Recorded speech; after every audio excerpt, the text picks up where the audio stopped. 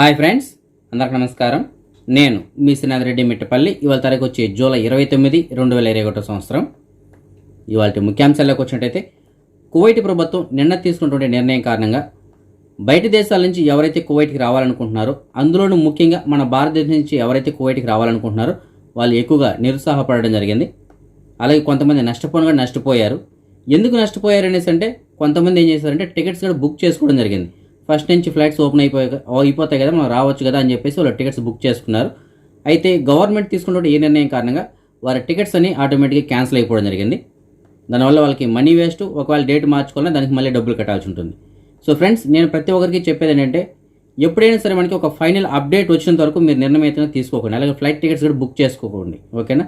ఇప్పుడు already government 10వ తారీఖు వరకు ఇప్పుడు మళ్ళీ పోస్ట్పోన్ చేయండి కదా. సో 10వ తారీఖున మళ్ళీ ఇంకొక న్యూస్ చెప్పొచ్చు, మళ్ళీ పోస్ట్పోన్ చేయొచ్చు, లేదంటే ఓపెన్ చేయొచ్చు.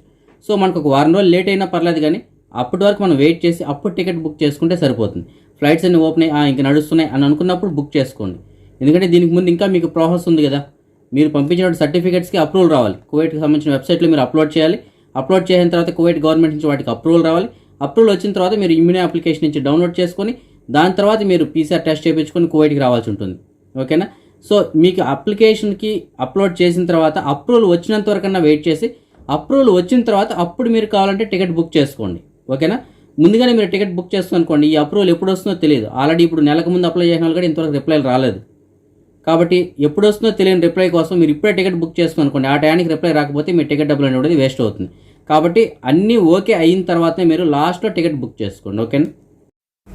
ఫ్రెండ్స్, ఇప్పుడే అందినటువంటి బ్రేకింగ్ న్యూస్ ఏమిటంటే, మన భారతదేశం నుంచి డైరెక్ట్ ఫ్లైట్స్ కువైట్కి 10వ తారీఖు వరకు రావడానికి లేదు అని చెప్పేసి క్యాన్సిల్ చేశారు కదా. అయితే కువైట్ గవర్నమెంట్ సడన్గా ఒక నిర్ణయం అయితే తీసుకోవడం జరిగింది. మన భారతదేశం నుంచి కువైట్కి డైరెక్ట్గా రావడానికి లేదు, కానీ ట్రాన్సిట్ ద్వారా రావడానికి అయితే అవకాశం కల్పించారు. అంటే మన భారతదేశం నుంచి నేరుగా ఫ్లైట్ ద్వారా రాకుండా వేరే దేశానికి వెళ్ళి అటు నుంచి రావచ్చు. అయితే అక్కడ మళ్ళీ క్వారంటైన్ ఉండాలంటే క్వారంటైన్ అవసరం లేదు. క్వారంటైన్ లేకుండానే ఇప్పుడు మనం వేరే దేశాల మీద మన ఇండియా వెళ్తుంటాం కదా, సేమ్ అదేవిధంగా వేరే దేశాలకు వెళ్ళి అక్కడి నుంచి ఇంకొక ఫ్లైట్ ద్వారా కువైట్కి రావడానికి అయితే అవకాశం కల్పించారు. అయితే మిగతా ప్రాసెస్ అంతా కామన్. తప్పనిసరిగా మీ ఇమ్యూనే అప్లికేషన్లో గ్రీన్ అయినటువంటిది రావాలంటే మీరు 2 డోసుల కరోనాకి సంబంధించిన వ్యాక్సిన్స్ తీసుకొని అవి కువైట్ గవర్నమెంట్ అప్రూవల్ ఇస్తేనే మీరు రావడానికి కుదురుతుంది, ఓకేనా. సో ఆ విధంగా అయితే గవర్నమెంట్ చెప్పడం జరిగింది. సో మీరు సర్టిఫికేట్స్ ఇప్పుడు ఆల్రెడీ అప్లోడ్ చేసింటే కనుక, మీకు కనుక కువైట్ గవర్నమెంట్ అప్రూవల్ వచ్చిందంటే మీరు ఇమ్యూనోలోకి లాగిన్ అయ్యి అందులో మీ స్టేటస్ చెక్ చేసుకోండి. ఆ స్టేటస్లో కనుక మీకు గ్రీన్ కలర్ కానీ చూపిస్తుంది అనుకోండి, అంటే మీరు fully vaccinated, Kuwait government approval ఇచ్చింది అని చెప్పేసి అర్థం అనమాట. సో ఆ విధంగా మీకు అప్రూవల్ ఇచ్చినప్పుడు ఆ సర్టిఫికేట్ అంటే ఆ ఇమ్యూనే అప్లికేషను ప్లస్ మీకు వ్యాలిడ్ అకామా ఉండాలి. అలాగే బయలుదేరడానికి 72 గంటల ముందు PCR టెస్ట్ చేయించుకొని ఉండాలి. మీరు డైరెక్ట్గా కువైట్ టికెట్ బుక్ చేసుకోకుండా వేరే దేశం మీదుగా అంటే ఒక దుబాయో, సౌదీయో, ఖతరో అలాగే వెళ్ళి అటు నుంచి మళ్ళీ కువైట్కి రావడం అనమాట. మీరేమో అక్కడ క్వారంటైన్లో ఉండాల్సిన అవసరం లేదు. డైరెక్ట్గానే వేరే ఫ్లైట్ చేంజ్ అయ్యి కువైట్కి రావచ్చు అని చెప్పేసి చెప్తున్నారు. కాబట్టి మీలో ఎవరికైనా సరే కువైట్ గవర్నమెంట్ అప్రూవ్డ్ కనుక చేసినట్టయితే మీ సర్టిఫికేట్స్కి మీకు కనుక గ్రీన్ కలర్లో కనుక ఇమ్యూనే అప్లికేషన్లో చూపిస్తూ ఉంటే, ఒకవేళ మీరు కువైట్లో 2 డోసులు వ్యాక్సిన్ తీసుకొని ఇంటికి వెళ్ళింటే మీకు ఆల్రెడీ అది గ్రీన్ కలర్లో ఉంటుంది. సో అలాంటి వారు కూడా ఈ విధంగా రావడానికి అయితే అవకాశం కల్పించారు. ప్రస్తుతానికి త్వరలోనే డైరెక్ట్ ఫ్లైట్స్ కూడా ఓపెన్ చేయడానికి గవర్నమెంట్ అయితే ఆలోచిస్తూ ఉంది. కానీ దాని గురించి ఇప్పుడప్పుడే న్యూస్ ఏదైనా మనకు అందేటువంటి అవకాశాలు లేవు. అది అందిన వెంటనే మీకు తెలియజేస్తాను. సో ప్రస్తుతానికి ఎవరికైతే ఈ విధంగా అప్రూవల్ వచ్చి రెడీగా ఉంటారో అలాంటి వారు మాత్రం ఈ విధంగా ట్రాన్సిట్ ద్వారా రావడానికి మీరు ట్రై చేయొచ్చు. The injection approved by Kuwait, we will have no problem, inshallah. Okay. Thank you. Sir, yes, one more thing. The people that took the vaccines from Kuwait, they have the green signal. Yeah. The people is on vacation in India. They can come back to. Yes, they can come without any problem. They can. If their But they have to bring the PCR with them. Yeah, sure. if their Indian is green color, right? Yeah, start yes. Thank you. So now there is no direct ban on Indian flights. Then very soon they will take the decision to be direct. Now the people they can come through Qatar or somewhere. Yes, they can come through Qatar or Dubai or. But there is still now not open. Still now. Very soon it will open, inshallah. And this will be we can expect like September. It is August, September. Like we cannot say. All right దినపత్రిక అందించినటువంటి సమాచారం మేరకు ఇప్పటి వరకు సుమారుగా 2,80,000 మంది ఈ corona కారణంగా బయట దేశాల్లో వ్యాలిడ్ అకామా కలిగి కువైట్ రాలేక ఉండిపోయినట్టు వీళ్ళు చెప్తున్నారు. అంటే వీళ్ళందరికీ అకామా ఉంది, కానీ ఈ ఫ్లైట్స్ డైరెక్ట్ ఫ్లైట్స్ లేకపోవడం వల్ల చాలామంది బయట దేశాలన్నీ ఉండిపోయారని చెప్తున్నారు. అలాగే లాస్ట్ ఇయర్ స్టార్టింగ్ నుంచి ఇప్పటి వరకు సుమారుగా ఒక 2,50,000 మంది అకామాలు అయితే క్యాన్సిల్ అయిపోయాయంట. ఎందుకు క్యాన్సిల్ అయిపోయాయో తెలుసా? వారి స్పాన్సర్లు ఎవరైతే ఉంటారో వారు ఆన్లైన్లో రెన్యూల్ చేయకపోవడం వల్ల వారి అకామాలు క్యాన్సిల్ అయిపోయినట్టు చెప్తున్నారు. అంటే ఇప్పుడు ఒక 2,80,000 మంది వ్యాలిడ్ అకామాలు కలిగి ఉంటే 2,50,000 మంది ఆల్రెడీ అకామాలు క్యాన్సిల్ అయిపోయాయి. అంటే సుమారుగా బయట ఎంతమంది ఉండిపోయారు? దగ్గర ఒక 5,30,000 మంది అయితే బయట దేశాల్లో ఉండిపోవడం జరిగింది. అందులో ఇప్పుడు రావడానికి అర్హత కలిగిన వాళ్ళు ఓన్లీ 2,80,000 మంది మాత్రమే ఉన్నారు. ఓకేనా? అలాగే ఇంకొక విషయం అంటే ప్రస్తుతానికి ఈ కరోనా కారణంగా చాలా రకాల వీసాలు అయితే క్యాన్సిల్ చేశారు. కొత్త వీసాలు ఇవ్వట్లేదు, మీకు తెలుసు కదా. సూన్ వీసాలు కావచ్చు, ఫ్యామిలీ వీసాలు కావచ్చు, విజిటింగ్, అలాగే కమర్షియల్ విజిటింగ్ కానీ ఇవి ఏవి కానీ ఇవ్వట్లేదు. ఓన్లీ గృహ కార్మికులు ఎవరైతే ఉంటారో, అంటే ఇంట్లో పనిచేసిన డ్రైవర్లు కానీ వర్కర్లు ఉంటారు కదా, వారికి సంబంధించిన వీసాలు మాత్రమే ప్రస్తుతానికి ఇష్యూ చేయడం జరుగుతుంది. రాబోయే 2 నెలల్లో అంటే ఆగస్టు సెప్టెంబర్ నెలలో ఫిలిపిన్ నుంచి సుమారుగా ఒక 5,000 మంది గృహ కార్మికులు ఒక 23 డైరెక్ట్ ఫ్లైట్స్ ద్వారా కువైట్కి రాబోతున్నట్టు చెప్తున్నారు. సో 5,000 మంది రాబోయే 2 నెలల్లోనే వచ్చినట్టయితే కనుక ఇప్పుడు ఎవరైతే అనఫిషియల్గా వెళ్ళి ఇళ్లలో పని చేసుకుంటున్నారు కదా మన తెలుగు వాళ్ళు గృహ కార్మికులు, ఇలాంటి వారిలో చాలామంది వారి పనినైతే కోల్పోవడానికి అవకాశాలు ఉంటాయి. కువైట్లో ఉన్న మన భారతదేశానికి సంబంధించిన రాయబారి కార్యాలయం అంటే ఎంబసీ ఏదైతే ఉందో అందులో ఇవాళ ఓపెన్ హౌస్ కార్యక్రమం అయితే నిర్వహించడం జరిగింది. ఈ కార్యక్రమంలో మన ఎంబసీకి అంబాసిడర్ అయినటువంటి సిబి జార్జ్ గారు మాట్లాడుతూ కువైట్లో ఎవరైతే తక్కువ శాలరీకి పనిచేస్తుంటారో అలాంటి వారిలో ఎవరైతే ఈ కరోనా కారణంగా చనిపోతారో వారి కుటుంబానికి ₹1,00,000 ఆర్థికంగా సహాయం చేస్తున్నట్టు ఆయన చెప్పడం జరిగింది. అంటే ఒక 120 దినార్ల కన్నా ఎవరైతే తక్కువ జీతానికి పనిచేస్తుంటారు కదా అలాంటి వారిలో ఎవరైనా బహుశా ఈ కరోనా కారణంగా చనిపోతే కనుక, ఎవరు చనిపోకూడదని కోరుకుంటున్నారు, ఒకవేళ ఎవరైనా సరే చనిపోతే అలాంటి వారి కుటుంబానికి ₹1,00,000 అనేటువంటిది అందిస్తామని చెప్పేసి ఆయన చెప్పడం జరిగింది. ₹1,00,000 అనేటువంటిది ఎక్కువ కాకపోవచ్చు, కానీ వారి కుటుంబానికి ఇది ఒక ఆసరాగా ఉంటుందని చెప్పేసి ఆయన చెప్పడం జరిగింది. ఆయన చెప్తున్నటువంటి లెక్కల ప్రకారం ఇప్పటి వరకు కువైట్లో ఈ కరోనా కారణంగా మన భారతదేశానికి సంబంధించినటువంటి ఒక 540 మంది చనిపోవడం జరిగింది. అందులో ఒక 100 మందికి పైగానే తక్కువ జీతానికి పనిచేస్తున్న వాళ్ళు ఉన్నారు. అంటే 120 దినాల కన్నా తక్కువ జీతానికి పనిచేసే వాళ్ళు ఒక 100 మంది వరకు ఈ కరోనా కారణంగా కువైట్లో చనిపోయినట్టు ఆయన చెప్పడం జరిగింది. ప్రపంచ ఆరోగ్య సంస్థ అంటే WHO డైరెక్టర్ జనరల్ అయినటువంటి డాక్టర్ టెడ్రోస్ గ్యాబ్రియోసస్ ఇవాళ కువైట్కి రావడం జరిగింది. ఆయన కువైట్ అమీర్ని, అలాగే ఆరోగ్య శాఖ మంత్రి, ప్రధానమంత్రి వీళ్ళందరినీ కలవడం జరిగింది. అలాగే COVID-19 టీకా కేంద్రాలు ఏవైతే ఉన్నాయో వాటిని సందర్శించారు. అలాగే జాబ్రా హాస్పిటల్ని కూడా ఆయన సందర్శించడం జరిగింది. జపాన్లోని టోక్యోలో జరుగుతున్నటువంటి ఒలింపిక్స్ క్రీడల్లో కువైట్ తరపున స్విమ్మింగ్లో పాల్గొన్నటువంటి అబ్బాస్ క్వాలి అనేటువంటి ఆయనకి 4th ర్యాంక్ రావడంతో ఆయన కువైట్కి మళ్ళీ వెనుతిరగడం జరిగింది.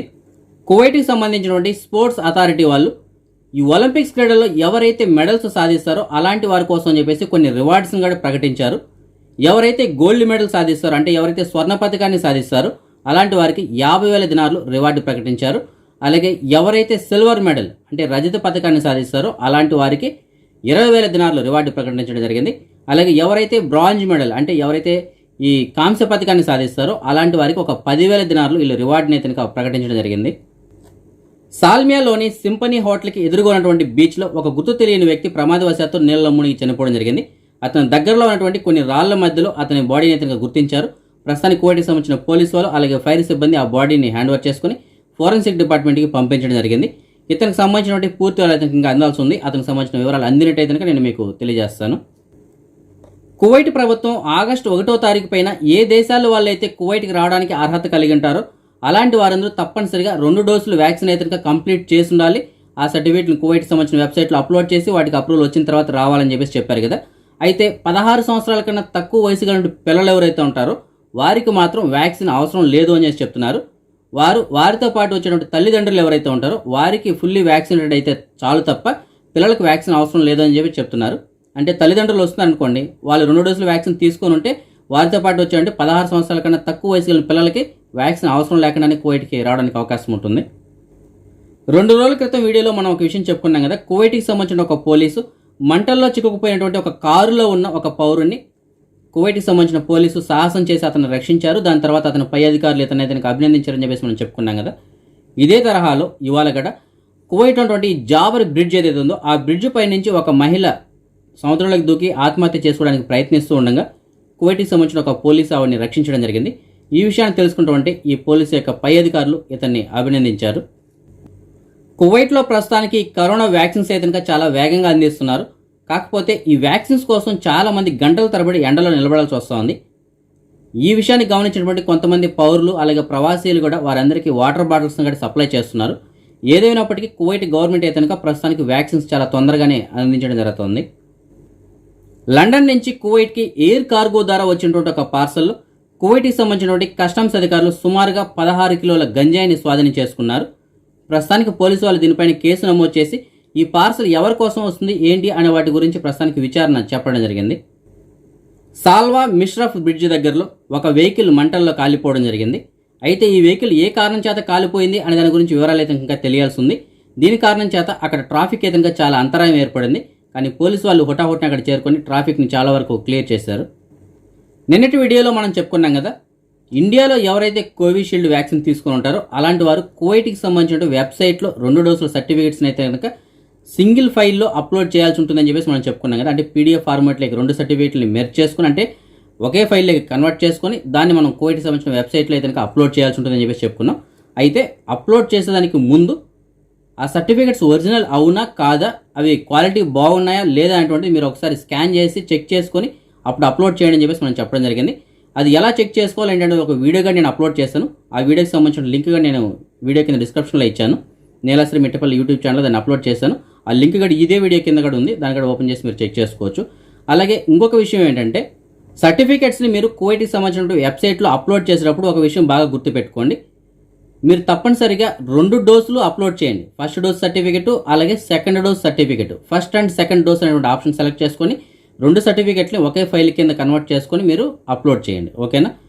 ఒకవేళ మీ దగ్గర ఫస్ట్ డోస్ సర్టిఫికెట్ లేదు, అలాంటి సమయంలో మాత్రమే మీరు సెకండ్ డోస్ ఒకటే అప్లోడ్ చేయడానికి ట్రై చేయండి. అంతే తప్ప ఓన్లీ సెకండ్ డోస్ ఒకటే మాత్రం చేయకండి. ఎందుకంటే కువైట్ గవర్నమెంట్ చెప్పడం జరిగింది 2 డోసుల సర్టిఫికెట్ ఏదైనా అప్లోడ్ చేయండి అని చెప్తున్నారు. కాబట్టి ఫస్ట్ సెకండ్ 2 ఒకే ఫైల్ కింద అప్లోడ్ చేయండి. అలాగే నేను చెప్పాను కదా, ఈ విధంగా స్కాన్ చేసుకొని అది కరెక్ట్గా ఉందా లేదా అని కూడా ఒకసారి చెక్ చేసుకొని అప్పుడు మీరు అప్లోడ్ చేయండి. అలాగే ఇంకొక విషయం అంటే కొంతమందికి ఒక డౌట్ ఉంది. మనం కువైట్లో ఒక సర్టిఫికేట్ తీసుకొని ఉంటాం, అంటే ఒక వ్యాక్సిన్ వేయించుకొని ఒక సర్టిఫికేట్ తీసుకొని ఉంటాం. ఇండియాకి వెళ్ళిన తర్వాత సెకండ్ డోస్ వేయించుకోవచ్చా లేదా అని చెప్పేసి. ఫ్రెండ్స్, దీనికైతే కనుక అవకాశం ఉంది. ఇక్కడ కనుక మీరు కువైట్లో ఆక్స్ఫర్డ్ వ్యాక్సిన్ కనుక తీసుకున్నట్టయితే ఇండియాకి వెళ్ళిన తర్వాత ఈ సర్టిఫికేట్ ఇండియాలో మీరు ఈ వ్యాక్సిన్ సెంటర్ ఎక్కడైతే ఉంటుందో అక్కడికి వెళ్ళి ఇదిగో నేను కువైట్లో ఆక్స్ఫర్డ్ వ్యాక్సిన్ తీసుకున్నాను, ఆస్ట్రాజెనికాకి సంబంధించినటువంటి ఆక్స్ఫర్డ్ వ్యాక్సిన్ తీసుకున్నాను, ఇండియాలో నాకు కోవిషీల్డ్ వ్యాక్సిన్ కావాలి అని చెప్పేసి అడగండి. ఎందుకంటే అక్కడ ఉన్నటువంటి కోవిషీల్డ్ ఇక్కడ ఉన్నటువంటి ఆక్స్ఫర్డ్ 2 ఆస్ట్రాజెనికా ఒకే కంపెనీ కాబట్టి వాళ్ళు మ్యాక్సిమం ఇస్తారు. సో అప్పుడు మీరు ఎలా అప్లోడ్ చేయొచ్చు అనేసి అంటే ఈ సర్టిఫికేట్స్ అప్లోడ్ చేసేటప్పుడు first and second dose 2 select చేసుకోండి. ఫస్ట్ డోస్ డీటెయిల్స్ ఎంటర్ చేసేటప్పుడు ఆక్స్ఫర్డ్ ఆస్ట్రాజెనికానే సెలెక్ట్ చేసుకుంటారు. కంట్రీ వచ్చేటప్పటికి కువైట్ సెలెక్ట్ చేసుకుంటారు. సెకండ్ డోస్కి వచ్చి కంట్రీ వచ్చి ఇండియా సెలెక్ట్ చేసుకుంటారు. ఓకేనా? ఈ విధంగా ఫస్ట్ అండ్ సెకండ్ డోస్ అనేటువంటిది ఒకటి కువైట్లో ఒకటి ఇండియాలో తీసుకున్నా కూడా అప్లోడ్ చేయడానికి అయితే అవకాశం ఉంటుంది. కాబట్టి ఫస్ట్ మీరు ఇండియాలో ఎక్కడైతే వ్యాక్సిన్స్ ఇస్తున్నారో అక్కడికి వెళ్ళి కనుక్కోండి, మీరు ఇక్కడ మాకు వ్యాక్సిన్స్ ఇస్తారా ఇవ్వరా అని చెప్పేసి. ఎక్కడ ఇస్తే అక్కడికి వెళ్ళి వేయించుకోండి. ఓకేనా ఫ్రెండ్స్, మీకు డిస్ప్లేలో ఒక ఫోటో కనిపిస్తుంది కదా, ఆవిడ పేరు వచ్చి కాసాని దుర్గ. ఈవిడ ప్రస్తుతానికి కువైట్లోనే ఉన్నారు. పశ్చిమ గోదావరి వీరాశ్రమం మండలానికి చెందినటువంటి ఆవిడ. ఈవిడ 1 సంవత్సరం క్రితం ఈవిడ కుటుంబ పరిస్థితులు బాగలేకపోవడంతో కుటుంబాన్ని పోషించుకోవడం కోసం చెప్పేసి కువైట్కి ఉపాధి నిమిత్తం రావడం జరిగింది. సబాహ్ అల్ అహ్మద్లో ఒక కువైట్ వాళ్ళ ఇంట్లో పనికి రావడం జరిగింది. అయితే వచ్చినప్పటి నుంచి వీళ్ళ కువైట్ కపిల్ ఎవరైతే ఉన్నారో వీళ్ళు ఈవిడనైతే చిత్రహింసలు గురి చేస్తున్నారంట. అయినా సరే ఈవిడ వీరి కుటుంబ పరిస్థితిని తెలుసుకొని ఆవిడ ఎన్ని చిత్రహింసలు పడుతున్నా సరే సహిస్తూ వచ్చింది. అయితే ఈ మధ్య కాలంలో మరీ చిత్రహింసలు మితిమీరిపోవడంతో ఆవిడ వల్ల కాక ఇక ఇంట్లోంటి పారిపోవడం కోసం అని చెప్పేసి 3 అంతస్తుల బిల్డింగ్ పై నుంచి చీర సహాయంతో కిందకి దిగి పారిపోవడానికి ప్రయత్నం చేసింది. అయితే ప్రమాదవశాత్తు ఆ చీర తెగిపోవడంతో ఈవిడ కింద పడిపోయింది. కింద పడినప్పుడు కాళ్ళకైతే తీవ్రమైనటువంటి గాయాలయ్యాయి. ఆ విషయాన్ని కువైట్ వాళ్ళకి తెలుసు. అయినా సరే కువైట్ వాళ్ళు ఆవిడని బలింతగా తీసుకుని ఒక రూమ్లో బంధించారంట. అయితే దాని తర్వాత ఆవిడ బయటికి రాలేక ఆ హింసలను భరిస్తూ అలాగే ఉండిపోయింది. ఒకానొక రోజున కువైట్ వాళ్ళు ఎవరో లేని సమయం చూసుకొని ఆవిడ నడవలేని పరిస్థితుల్లో పాక్కుంటూ ఆవిడ వీధిలోకి వచ్చి రోడ్డుపైన వెళ్తూ ఉండగా కువైట్కి సంబంధించిన ఇంకొక పౌరుడు ఆవిడని గమనించి పోలీసు వాళ్ళకి సమాచారం అందించి పోలీసు వాళ్ళు వచ్చి ఆవిడని హాస్పిటల్కి తరలించారు. హాస్పిటల్ సిబ్బంది వెంటనే మన ఎంబసీ వారికి అయితే సమాచారం అందించారు. ఎంబసీ వాళ్ళు వెంటనే స్పందించి కువైట్లో ఉన్నటువంటి ఏపీఎన్ఆర్టీఎస్ సిబ్బందికి అయితే కనుక సమాచారం అందించడం జరిగింది. ఏపీఎన్ఆర్టీఎస్ సంబంధించినటువంటి రీజనల్ కోఆర్డినేటర్ అయినటువంటి నాయని మహేశ్వర్ రెడ్డి గారు, అలాగే వైఎస్ఆర్సీపీ కన్వీనర్ అయినటువంటి బాలరెడ్డి గారు వీరి బృందంతో హాస్పిటల్కి వెళ్ళి ఆవిడని పరామర్శించారు. నాయని మహేశ్వర్ రెడ్డి గారు చెప్తున్నట్టు దాని ప్రకారం కువైట్లో ఉన్నటువంటి ఎంబసీ వాళ్ళు ఏదైనా ఒక హామీ ఇచ్చారంట, ఈవిడ కపిల్ ఎవరైతే ఉంటారో అతనిపైన మేము కేసు కూడా బుక్ చేస్తాం, అలాగే మీకు న్యాయం కూడా జరిగేటానికి మేము చూస్తామని చెప్పేసి చెప్పారంట. సో ఈవిడికి న్యాయం జరిగిన తర్వాత కువైట్ నుంచి ఈవిడిని క్షేమంగా ఇంటికి చేరుస్తామని చెప్పేసి వీళ్ళు చెప్తున్నారు. సో ఈవిడ త్వరగా కోలుకొని ఈవిడ ఇంటికి క్షేమంగా వెళ్ళాలని చెప్పేసి మనం కూడా కోరుకుందాం. అదే మనం ఈ మనీ ఎక్స్చేంజ్ విషయానికి వచ్చినట్టయితే ఒక కువైటీ దినార్ వచ్చి మన భారతదేశం రూపీస్లో 244 రూపాయల 79 పైసలుగా ఉంది. అదే మనం బంగారం విషయానికి వచ్చినట్టయితే కువైట్లో ఉన్న మాలియాలో ఉన్నటువంటి సూకల్ వతియాలో ఉన్న ఎఫ్కే జ్యువెలర్స్ వాళ్ళు అందించినటువంటి సమాచారం మేరకు 1 గ్రాము బంగారం వచ్చి 22 క్యారెట్ల బంగారం అయితే 17 దినార్ల 50 పిల్స్గా ఉంది. అదే 24 క్యారెట్ల బంగారం అయితే 17 దినార్ల 734 పిల్స్గా ఉంది. ఇప్పుడు మనం ఈ కరోనా వ్యాధికి సంబంధించినటువంటి అప్డేట్స్ చూద్దాం. ముందుగా మనం కువైట్ విషయానికి వచ్చినట్టయితే కువైట్కి సంబంధించిన ఆరోగ్య శాఖ వాళ్ళు ఇవాళ రిపోర్ట్ ఇంకా విడుదల చేయలేదు. ఇవాళ రిపోర్ట్ రాగానే యూట్యూబ్లోని కమ్యూనిటీలో పోస్ట్ చేస్తాను, అక్కడ మీరు చెక్ చేసుకోవచ్చు. అదే మనం నిన్నటి విషయానికి వచ్చినట్టయితే నిన్న కువైట్ మొత్తం మీద 941 కొత్త కరోనా కేసులు నమోదే, 1365 మంది ఈ కరోనా నుంచి కోలుకోవడం జరిగింది. అలాగే దేశవ్యాప్తంగా సుమారుగా ఒక 5 ఈ కరోనా కారణంగా చనిపోవడం జరిగింది. అదే మన భారతదేశం విషయానికి వచ్చినట్టయితే ముందుగా మన భారతదేశంలో మనం నిన్నటి విషయంగా చూసుకున్నట్టయితే నిన్న దేశం మొత్తం మీద సుమారుగా 43,165 కొత్త కరోనా కేసులు నమోదే, 38,537 మంది వ్యాధి నుంచి కోలుకోవడం జరిగింది. 640 మంది ఈ కరోనా కారణంగా చనిపోవడం జరిగింది. అదే మనం ఇవాళ విషయానికి వచ్చినట్టయితే ఇవాళ ఇప్పటివరకు మనకు అందినటువంటి సమాచారం మేరకు 44,276 కొత్త కరోనా కేసులు నమోదే, 41,435 మంది వ్యాధి నుంచి కోలుకోవడం జరిగింది. 548 మంది ఈ కరోనా కారణంగా చనిపోవడం జరిగింది. ఇంకా మన దేశంలో 3,99,597 మంది ఈ కరోనా వ్యాధికి ట్రీట్మెంట్ తీసుకుంటున్నారు. దేశవ్యాప్తంగా ఇప్పటి వరకు 45,07,06,257 మందికి ఈ కరోనా టీకాలు అందించడం జరిగింది. మహారాష్ట్రలో గడిచిన 24 గంటల్లో 7,242 కొత్త కరోనా కేసులు నమోదే, కేరళలో 22,064, కర్ణాటకలో 2,052, తమిళనాడులో 1,859. అలాగే మన తెలుగు రాష్ట్రాల విషయానికి వచ్చినట్టయితే ఆంధ్రప్రదేశ్లో 2,107 కొత్త కరోనా కేసులు రావడంతో మొత్తం కేసుల సంఖ్య 19,62,049 చేరుకుంది. ఇందులో 21,279 మంది వ్యాధికి ఇంకా ట్రీట్మెంట్ తీసుకుంటుండగా ఇవాళ సుమారుగా 1,807 మంది వ్యాధి నుంచి కోలుకోవడంతో మొత్తం కోలుకున్న వారి సంఖ్య 19,27,438 చేరుకుంది. అలాగే రాష్ట్ర వ్యాప్తంగా గడిచిన 24 గంటల సుమారు ఒక 20 మంది కరోనా కారణంగా చనిపోవడంతో మొత్తం చనిపోయిన వారి సంఖ్య 13,332 చేరుకుంది. అదే మనం తెలంగాణ విషయానికి వచ్చినట్టయితే తెలంగాణలో గడిచిన 4 గంటల్లో 623 కొత్త కరోనా కేసులు రావడంతో మొత్తం కేసుల సంఖ్య 6,43,716 చేరుకుంది. ఇందులో 9,188 మంది వ్యాధికి ఇంకా ట్రీట్మెంట్ తీసుకుంటుండగా ఇవాళ సుమారుగా 746 మంది వ్యాధి నుంచి కోలుకోవడంతో మొత్తం కోలుకున్న వారి సంఖ్య 6,30,732 చేరుకుంది. అలాగే రాష్ట్ర వ్యాప్తంగా గడిచిన 4 గంటలు ఒక 3 ఈ కరోనా కారణంగా చనిపోవడంతో మొత్తం చనిపోయిన వారి సంఖ్య 3,796 చేరుకుంది. అదే మనం ప్రపంచవ్యాప్తంగా చూసుకున్నట్టయితే ప్రపంచవ్యాప్తంగా ఇప్పటివరకు సుమారుగా 19,70,00,000 కేసులు నమోదుకంగా అందులో 17,83,00,000 మంది ఈ వ్యాధి నుంచి ఇప్పటివరకు కోలుకోవడం జరిగింది. అలాగే సుమారుగా 42,00,000 మంది ఈ వ్యాధి కారణంగా ఇప్పటివరకు చనిపోవడం జరిగింది. అదే మనం నిన్నటి విషయానికి వచ్చినట్టయితే నిన్న ప్రపంచం మొత్తం మీద 6,59,700 కొత్త కరోనా కేసులు నమోదే, అంటే కేసుల సంఖ్య బాగా పెరగడం జరిగింది. అమెరికాలో చూడండి 84,500 కేసులు నమోదే, మన భారతదేశంలో 43,200, బ్రెజిల్లో 48,000, ఫ్రాన్స్లో 27,000, రష్యాలో 22,000, టర్కీలో కూడా 22,000 కేసులు చొప్పున నమోదే. అలాగే ఇండోనేషియాలో అయితే కనుక 47,700 కేసులు చొప్పున నమోదు జరిగింది. మన సబ్స్క్రైబర్ ఒకరు మనకి సాల్మే ఏరియా నుంచి మెసేజ్ పెట్టడం జరిగింది. ఒక మొబైల్ షాప్లో పనిచేయడానికి వర్కర్స్ కావాలని చెప్తున్నారు. చాలా మంచి జీతాలు ఉంటాయంట. దీనికి సంబంధించిన పూర్తి వివరాల కోసం అయితే మీకు డిస్ప్లేలో ఒక నెంబర్ ఉంది కదా, ఆ నెంబర్ కాల్ చేసి పూర్తిగా కనుక్కొని వెళ్ళగలరు. ఇంకొక సబ్స్క్రైబర్ మనకి సాల్మే ఏరియా నుంచి మెసేజ్ పెట్టారు. గ్రాండ్ రెస్టారెంట్లో పనిచేయడానికి కొంతమంది వర్కర్లు కావాలని చెప్తున్నారు. వీళ్ళకి సూన్ వీజా కానీ ఖాదీ వీజా కానీ ఏదున్నా సరే పర్లేదని చెప్తున్నారు.